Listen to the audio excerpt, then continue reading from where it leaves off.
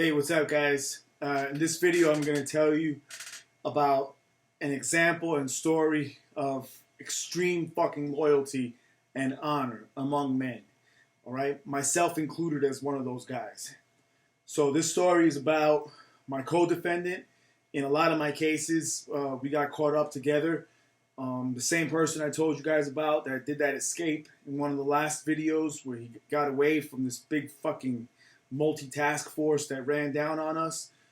But the loyalty part that comes in is not only from the streets. We were on the streets together and we had each other's back 100%. We were in the line of fire before. We fucking shed blood before. We had a lot of shit happen before. And there were times where this dude could have just easily turned his back and ran away like so many others would have. So the loyalty part was there already on the streets. But the real test is when you go behind those bars. When you're behind those walls, shit changes, okay? And what happened in this case is similar to what happens in a lot of cases. The government, the prosecuting agencies try to get you to snitch, okay? They knew they had no fucking chance that I'm going to snitch on anybody. They knew that there's no chance that I'm going to cooperate. My answers to them are go fuck yourself. Always. If I even fucking answer. If I feel like even talking and responding, that's the response. So they hit me with a bunch of charges trying to basically intimidate me and bet on the fact that this guy was gonna testify against me. Okay, so we got arrested together. I'm sorry, not together. One time it was together and one time it was not. The last time was the time he escaped.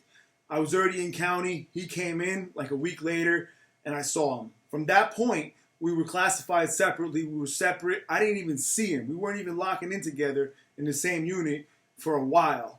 And we were in there for, I think, like a year and a half. At least I was in there for like a year and a half before I started processing and getting shipped out. He sent me a message one day, okay? We both had pull in our own way so we could move through the jail. We could make shit happen. He sent me a message that he needed to see me. Okay, I had pull with one of the sergeants that was involved, the leader of the gang unit. Okay, this guy, I had pull with him.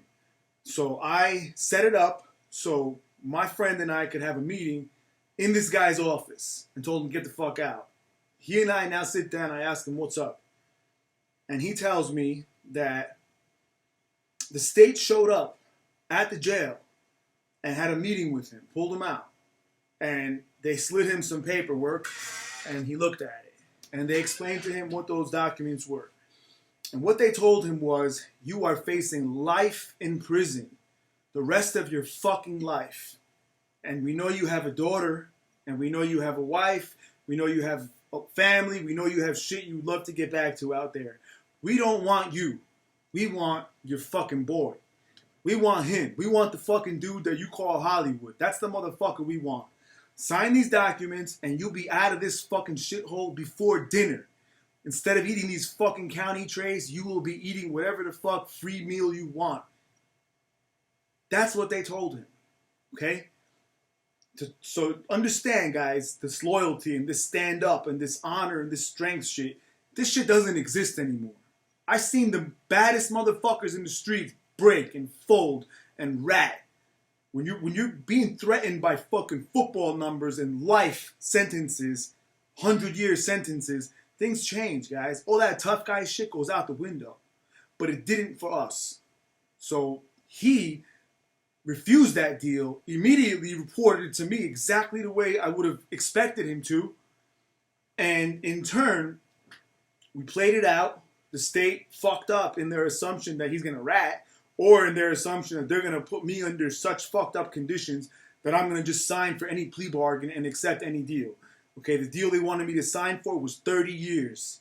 30 years with 85% mandatory before parole eligibility. Okay, there was no way in the world I was going to fucking take that. Even though my lawyers and everybody was suggesting that I do. That I was crazy to go to trial. Instead, because of the loyalty from him and because of what I knew that I could do, we fucking rolled the dice and we moved forward. And when shit was all said and done, they didn't want to go to trial. They stopped it and told me that they wanted to negotiate with me. And the first thing after I told them to go fuck themselves, I said no. The second thing I said to them was, when they came back again, if there's going to be any kind of fucking negotiation done here today, it's going to have to include my friend.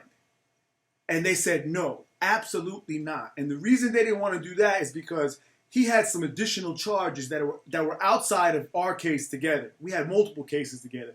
He had some other shit, okay? And it was serious. They were first-degree charges. You know, he was facing, 20, 30 years for those things. They told me that it's not possible.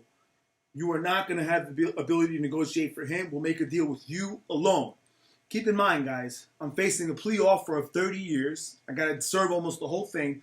And I'm facing a maximum sentence of 143 fucking years. And I'm at the point where we're starting to move forward in the trial. And they're giving me a chance to go home. They're giving me a chance to go home in 5 years. At the time, I think it was 10 years. They were talking 7 to 10 years, whatever. But it was way fucking better than what I had in front of me, okay? At least I had a guarantee that I could do this time and move on and still have a life. Going to trial at that point was pretty much me rolling the dice with everything. My fucking life. And knowing what the fuck being in those places were, it was almost an impossible decision for anybody else. But for me, there was no fucking choice. There was no choice. I didn't even think for a second. And I told them, there's no fucking deal then. Fuck you. Fuck your deal. Let's go to trial. Whatever the fuck happens, happens.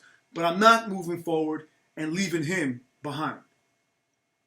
They said their piece. I said my piece. In the end, they folded because they knew without his testimony, they would have had a very good risk of also losing on a lot of these charges that they accused me of. Because they accused me of real fucked up shit. It was a stretch, a lot of what they charged. And for him as well. So the point of this story, guys, is just to give you an example of stand-up fucking people. Solid fucking men of honor, of respect. Judge us and criticize us as you want based on what the fuck we've done. But when it comes to that shit, you can't say nothing negative because it almost doesn't exist anymore. And not only was I able to help him after he did that for me in getting him a good deal, I couldn't get him the deal that I got. He ended up having to serve 9 years. So between that and a prison sentence before, he's got 15 years in, okay? And he's only a little bit older than me. So not only that, though, was I able to guarantee that he came home, and he is home and free. But in addition to that, when I got released before he did, a couple years actually before he did, I looked out for him the whole entire time and made sure that there was always money on his fucking books, money on his phone cards, anything that he had. I always made sure. And not only that, but I took it a step further. I reached out to his little brother and brought his brother into business with me, opened an additional location and basically put him there and gave him an opportunity to make money and grow and learn business, all kinds of things from me and from the experience as well.